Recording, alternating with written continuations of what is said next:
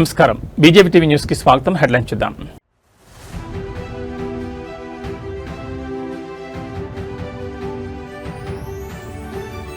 రేపటి నుంచి ఇంటర్ పరీక్షలు, విద్యార్థులకు బోర్డు కీలక సూచనలు.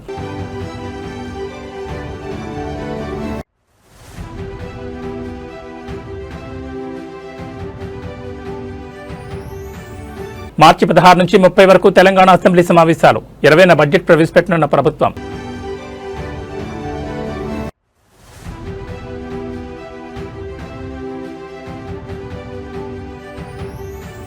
ఖమ్మంలో రణరంగంగా వెలుగుమట్ల, పేదల ఇళ్ల కూల్చివేతతో దద్దరిల్లిన కలెక్టరేట్ పరిసరాలు.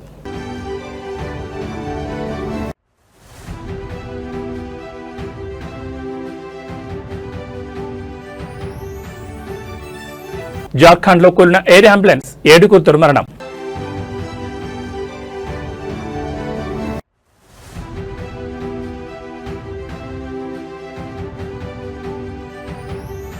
తెలంగాణ రాష్ట్రంలో నేడు రేపు వర్షాలు, పలు జిల్లాలకు ఆరెంజ్ ఎల్లో హెచ్చరికలు. ఇక డీటెయిల్స్ చూస్తే తెలంగాణలో బుధవారం నుంచి ప్రారంభం కానున్న ఇంటర్మీడియట్ వార్షిక పరీక్షలకు సంబంధించి ఇంటర్ బోర్డు కీలక మార్గదర్శకాలు జారీ చేసింది. ఈసారి విద్యార్థులకు స్వల్ప ఉరటనిస్తూ 5 నిమిషాల గ్రేస్ పీరియడ్ కేటాయించారు. దీని ప్రకారం ఉదయం 9 గంటలకు పరీక్ష ప్రారంభం కానుండగా 9:05 వరకు కేంద్రంలోకి అనుమతిస్తారు. ఆ తర్వాత వచ్చే వారికి అనుమతి ఉండదు. మొత్తం 9,95,075 మంది విద్యార్థులు ఈ పరీక్షలకు హాజరవనున్నారు. రాష్ట్ర వ్యాప్తంగా 1,495 పరీక్షా కేంద్రాలను ఏర్పాటు చేశారు.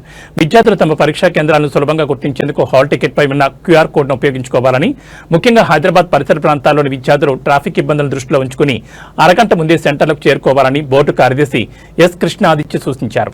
రాష్ట్ర వ్యాప్తంగా 1,495 పరీక్షా కేంద్రాలను ఏర్పాటు చేశారు. విద్యార్థులు తమ పరీక్షా కేంద్రాలు సులభంగా గుర్తించేందుకు హాల్ టికెట్ పై ఉన్న క్యూఆర్ కోడ్ను ఉపయోగించుకోవాలని, ముఖ్యంగా హైదరాబాద్ పరిసర ప్రాంతాల్లోని విద్యార్థులు ట్రాఫిక్ ఇబ్బందులను దృష్టిలో ఉంచుకుని అరగంట ముందే సెంటర్లకు చేరుకోవాలని బోర్డు కార్యదర్శి ఎస్ కృష్ణాదిత్య సూచించారు. పరీక్షా కేంద్రాల్లో త్రాగునీరు, వెలుతురు, ఫంక్షనల్ టాయిలెట్లు, బెంచీలు వంటి అన్ని సౌకర్యాలు కల్పించామని, ఏ విద్యార్థి కూడా నేలపై కూర్చుని పరీక్ష రాయాల్సిన అవసరం లేదని అధికారులు స్పష్టం చేశారు. భద్రత కోసం ప్రతి కేంద్రంలోనూ సీసీ కెమెరాలు నిఘా ఉండడంతో పాటు ఫ్లయింగ్ స్క్వాడ్లు, సిట్టింగ్ స్క్వాడ్లు నిరంతరం పర్యవేక్షిస్తాయి. పరీక్షల సమయంలో ఒత్తిడి లేదా ఆందోళనకు గురయ్యే విద్యార్థులు Tele MANAS toll free number 14416 call చేసి నిపుణుల సలహాలు పొందొచ్చు. సమాధాన పత్రాల మూల్యాంకనం కూడా ఫిబ్రవరి 26 నుంచి 20 కేంద్రాల్లో ప్రారంభం కానుంది. విద్యార్థులు తమ హాల్ టికెట్లోని వివరాలను సరిచూసుకోవాలని, ఏమైనా పొరపాట్లుంటే వెంటనే సంబంధిత కాలేజ్ ప్రిన్సిపల్ ద్వారా సరిచేయించుకోవాలని బోర్డు సూచించింది.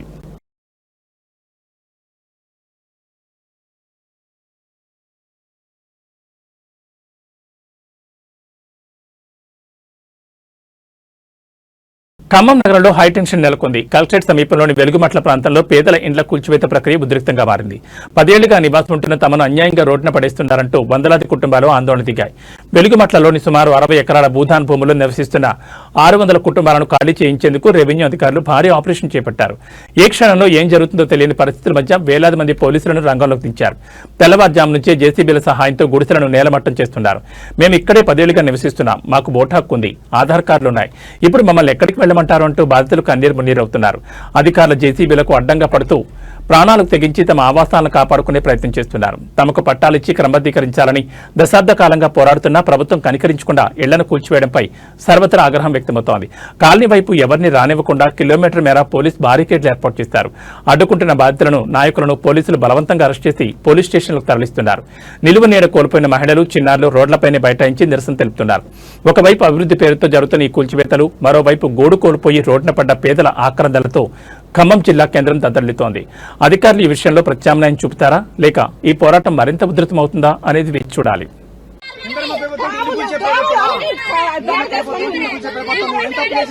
ముందుగా చెప్తా పక్కకు పోతుందా 8 సంవత్సరాల నుంచి ఉంటాను చెప్పి బాబు మీ కాదు చెప్తే ఎవరు చెప్పు లేదా ఏం లేదా అటాటికి వచ్చి హైకోర్టు ఆర్డర్లు గౌరవించారా, ఏటి గౌరవించరా, ఏమి చేయరా, ఇది న్యాయమేనా?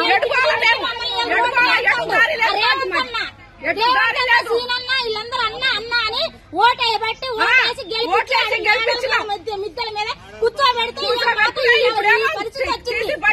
పరిస్థితి తీసుకొచ్చారు మమ్మల్ని. సంవత్సరాలు బట్టి ఇక్కడ ఉంటున్నాం అండి. కనీసానికి ఎప్పుడు ఏ రోజైనా కంటి నిండి నిద్రపోలేదు మేము. చెప్పారా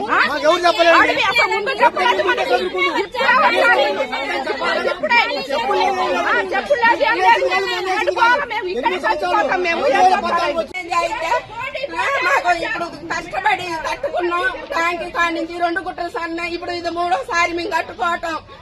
నెల నుంచి పనులు లేకోకుండా ఏం లేకోకుండా ఈయన సాయం చేస్తాడని ఈయనకి డబ్బు లేకుండా ఓటెత్తి అన్యాయం చేసి ఎవరికేసారమ్మా? ఎవరికేసారు? ఎవరికైతే జగన్ అదే రేవంత్ రెడ్డి గెలవాలనే రూపాయి లేకోకుండా గెలిపించినాం. ఒకసారి ఆయన కొంచెం సాయం చేస్తాడని.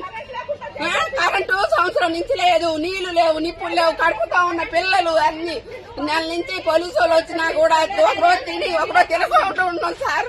తెలంగాణలో బడ్జెట్ సందడి మొదలైంది. 2026-27 ఆర్థిక సంవత్సరానికి సంబంధించి రాష్ట్ర అసెంబ్లీ బడ్జెట్ సమావేశాల నిర్వహణపై ప్రభుత్వం కీలక నిర్ణయం తీసుకుంది.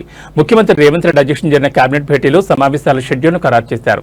తెలంగాణ అసెంబ్లీ బడ్జెట్ సమావేశాలు మార్చి 16న ప్రారంభం కానున్నాయి. మార్చి 16న గవర్నర్ జిష్ణుదేవ్ వర్మ ఉభయ సభలను ఉద్దేశించి ప్రసంగిస్తారు. మార్చి 17, 18 తేదీల్లో గవర్నర్ ప్రసంగంపై ధన్యవాద తీర్మానంపై చర్చ జరగనుంది. మార్చి 19న ఉగాది పండుగ సందర్భంగా సభకు సెలవు ప్రకటించారు. అలాగే మార్చి 21న రంజాన్ సెలవు ఉండే అవకాశం ఉంది. అందరూ ఆసక్తిగా ఎదురుచూస్తున్న రాష్ట్ర వార్షిక బడ్జెట్ను మార్చి 20న డిప్యూటీ సీఎం ఆర్థిక మంత్రి మల్లు భట్టి విక్రమార్క సభలో ప్రవేశపెట్టే అవకాశం ఉంది. అయితే రంజాన్ పండుగ తేదీని బట్టి బడ్జెట్ తేదీల్లో స్వల్ప మార్పులు ఉండొచ్చని సమాచారం. ఇప్పటికే ఆర్థిక శాఖ కసరత్తు పూర్తి చేసి శాఖల వారీగా కేటాయింపులను ఖరారు చేసే పనిలో నిమగ్నమైంది. ఈసారి బడ్జెట్లో ప్రభుత్వం సంక్షేమ అభివృద్ధికి సమప్రాధాన్యత ఇవ్వనుంది. ఎన్నికల సమయంలో ఇచ్చిన వాగ్దానాల్లో ఇప్పటికే అమల్లో ఉన్న వాటితో పాటు పెండింగ్ లో ఉన్న గ్యారంటీలకు కూడా భారీగా నిధులు కేటాయించే అవకాశం ఉంది. సంక్షేమ పథకాలను నిర్లక్ష్యం చేయకుండానే రాష్ట్రంలో మౌలిక సదుపాయాల కల్పనకు పెద్దపీట వేయాలని ప్రభుత్వం భావిస్తోంది. అప్పుల భారాన్ని తగ్గించుకుంటేనే పేదల సంక్షేమ ధ్యేయంగా ఒక సమతుల్య బడ్జెట్ను ప్రజల ముందుకు తీసుకురావడానికి ఆర్థిక మంత్రి కసరత్తు చేస్తున్నారు. మార్చి 16 నుంచి 30 వరకు జరగనున్న ఈ సమావేశాలు రాజకీయంగా కూడా వేడిని పుట్టించనున్నాయి. విపక్షాల విమర్శలను ఎదుర్కొంటూ ప్రభుత్వం 6 గ్యారంటీల అమలుకు నిధుల వేటను ఎలా సాగిస్తుందో చూడాలి. మరి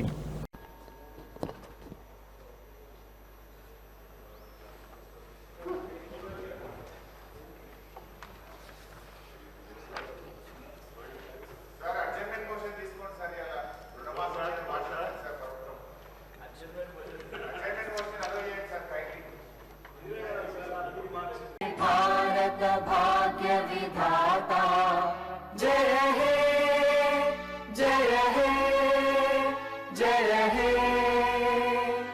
जय जय जय जय हे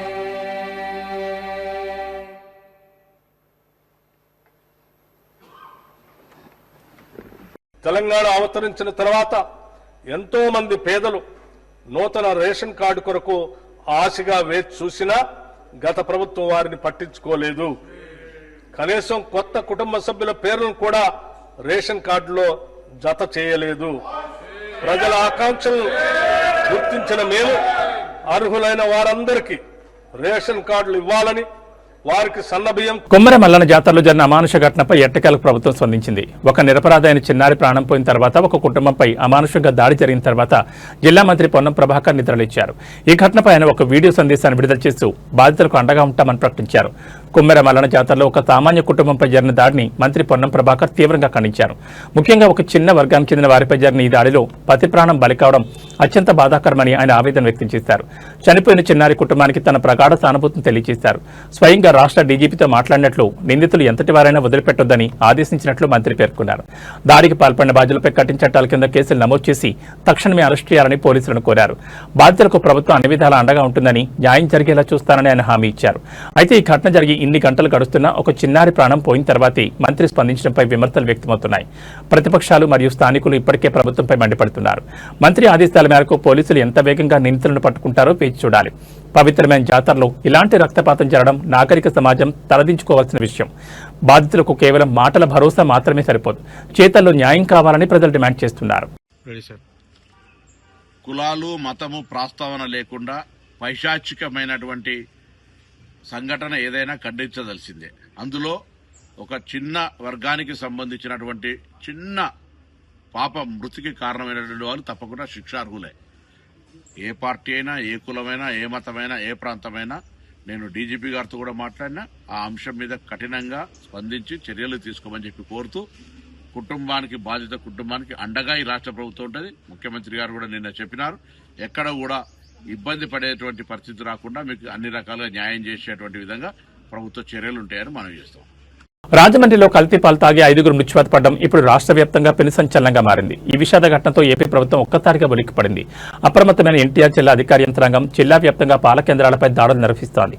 రాజమండ్రి ఘటన పునరావృతం కాకూడదనే ఉద్దేశంతో ఎన్టీఆర్ జిల్లా collector Lakshmisha food safety commission రంగంలోకి దిగారు.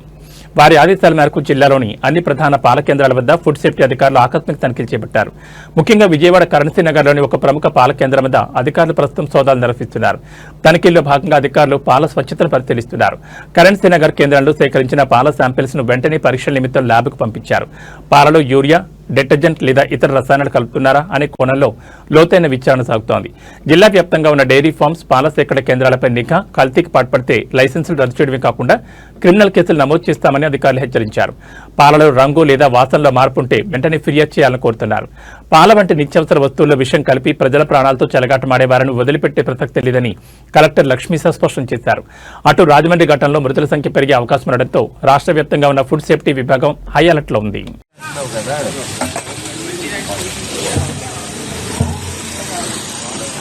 దానిపైన వేసుకునేది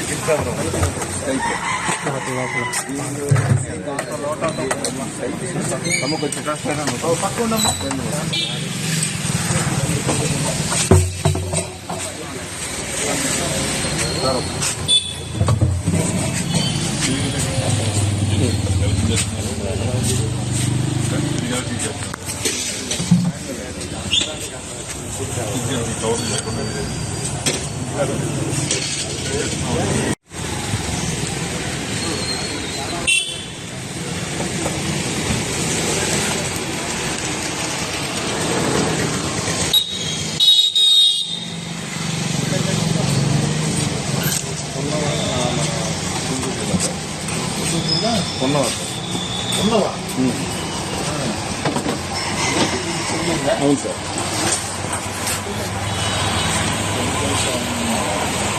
ఈ పాలు అవి నాటావా లేదా ఏమావు సార్? పాలు ఆవు పాలు నాటే సార్. నాటంటే గిర్రే ఏదో ఉన్నాడు ఏమావు.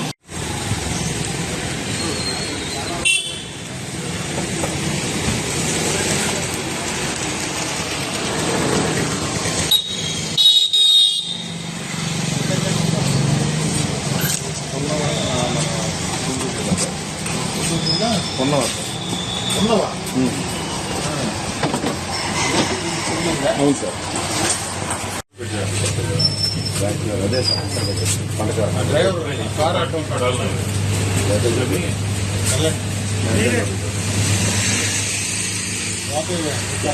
ఆంధ్రప్రదేశ్ శాసనమండలి సాక్షిగా మహిళా భద్రతపై విపక్షాలు నిప్పులు చెరిగాయి. కూటమి ప్రభుత్వ హయాంలో మహిళలపై అరాచకాలు పెచ్చిమిరుతున్నాయంటూ వైసీపీ ఎమ్మెల్సీ వరదు కళ్యాణి సంచలన గణాంకాలతో ప్రభుత్వాన్ని కడిగిపారేశారు.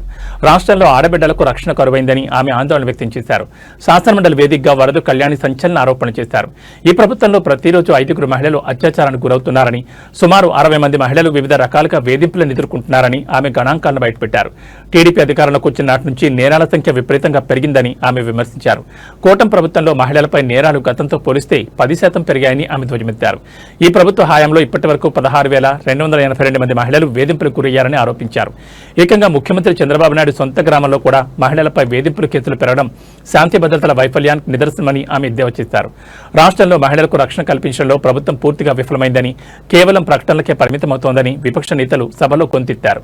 అటు వరదు కళ్యాణి వ్యాఖ్యలపై అధికారపక్ష సభ్యులు కూడా తీవ్రంగా స్పందించడంతో సభలో కొంతసేపు గందరగోళం నెలకొంది. ఆడబిడ్డల భద్రతపై ప్రభుత్వం శ్వేతపత్రం విడుదల చేయాలని విపక్షాలు డిమాండ్ చేస్తున్నాయి.